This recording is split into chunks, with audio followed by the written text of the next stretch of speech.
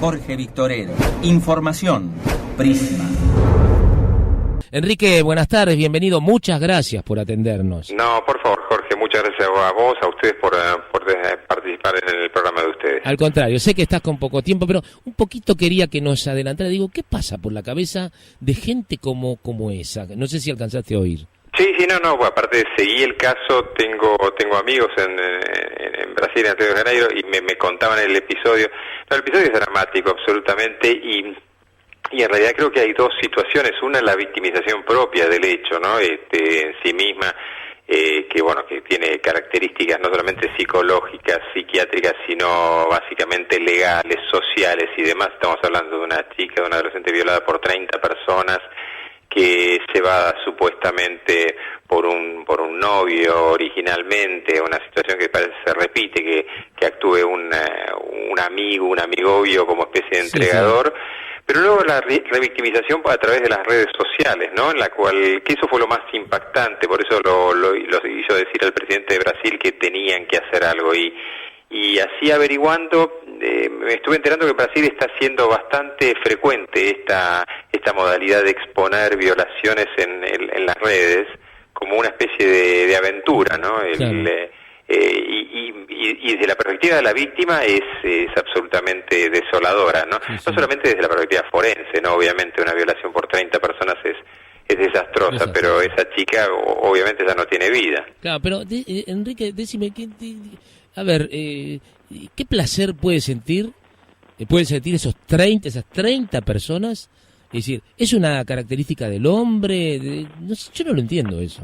No, en realidad no hay ningún placer desde la perspectiva individual y desde la perspectiva, llamémosle, por así decir, neurótica, desde la perspectiva normal.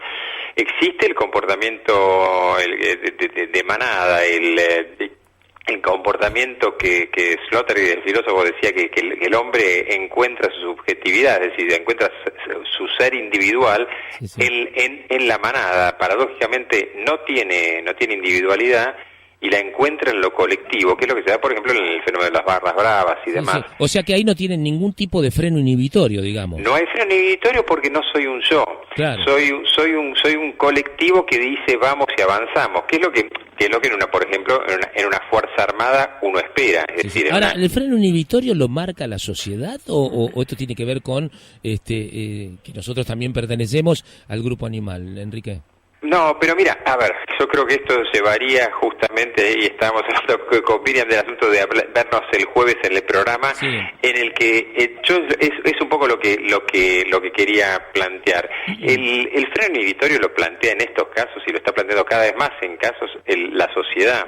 Sí, no existe el freno inhibitorio externo, y por ende el interno, que ya no existía, no tiene ningún continente. Entonces basta que hace una pelea de barra bravas en una cancha y yo al otro le puedo pegar con un caño en la cabeza, mientras que en lo individual yo sé que pegar a una persona con un caño la puede matar. Claro.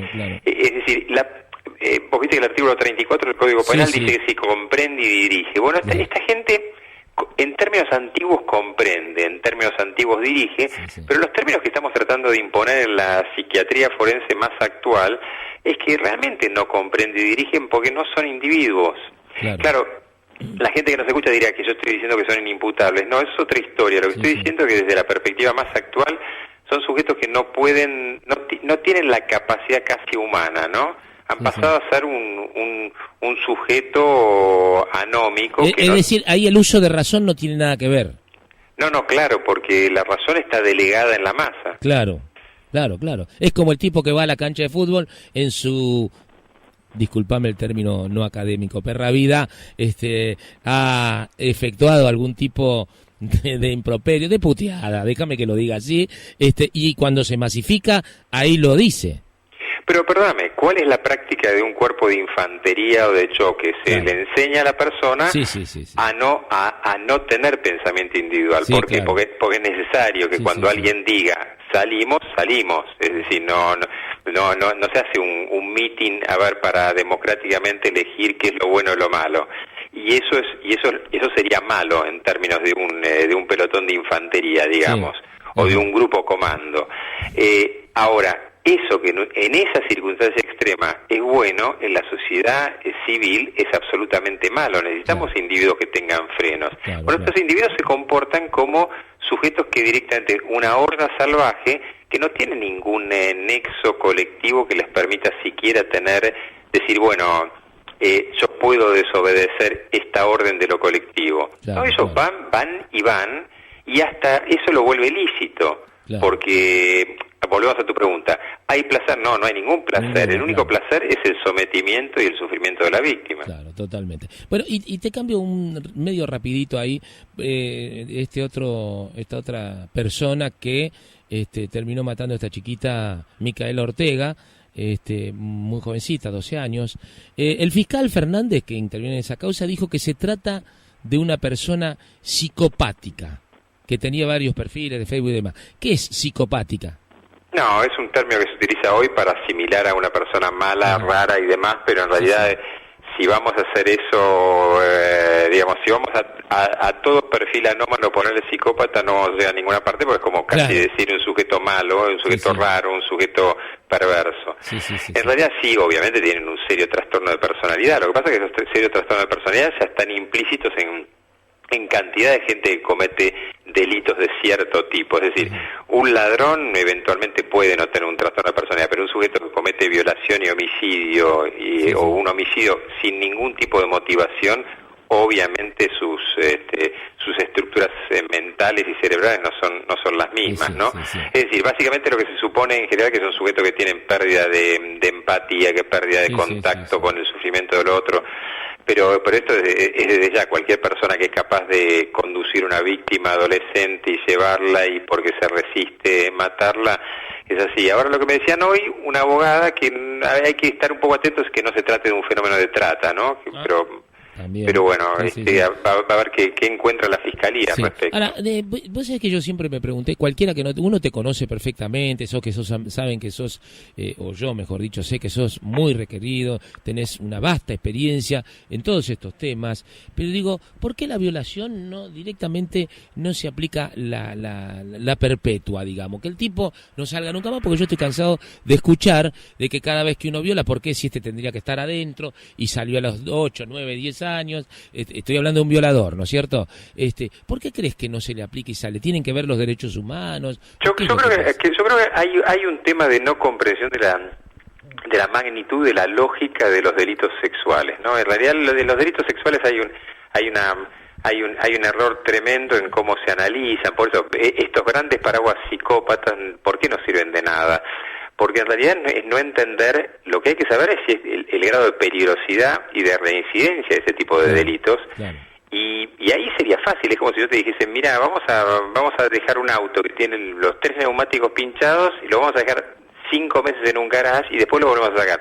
Bueno, en un objeto mecánico vos podés cambiar los 3 neumáticos. En estos sujetos, esos 3 neumáticos que no funcionan, no van a funcionar nunca. Y a menos que la sociedad haga estructuras para esos sujetos, los tiene que tener contenidos, no van a funcionar siempre así, porque es un tema de estructura mental, no es un tema de episodio. El tema. A mí me encanta hablar, Enrique, con vos, uno en la radio. Bueno, vos lo conocés mejor que nosotros, estás por todos los medios. Enrique de Rosa Labaster con su programa en la M1300, Va del Crimen, lo acompaña también nuestra querida Marta Biuritsky Pose, la polaca, y explica todas estas cosas, pero además lo puede ver por televisión, con Fantino, en fin. Yo quisiera hablar de muchas cosas, porque a veces me pregunto, Enrique, si esto de habernos transformados en sociedad ha dejado el animal que tenemos adentro, ¿no es cierto? Pero digo, ¿cómo nos comportaríamos si no hubiésemos estado organizados como sociedad? Teniendo en cuenta también que, si uno mira, tenemos distintos tipos de religiones, está la musulmana, la católica, qué sé yo, la judía, en fin, ¿no es cierto? Son muchas las cosas, ¿no?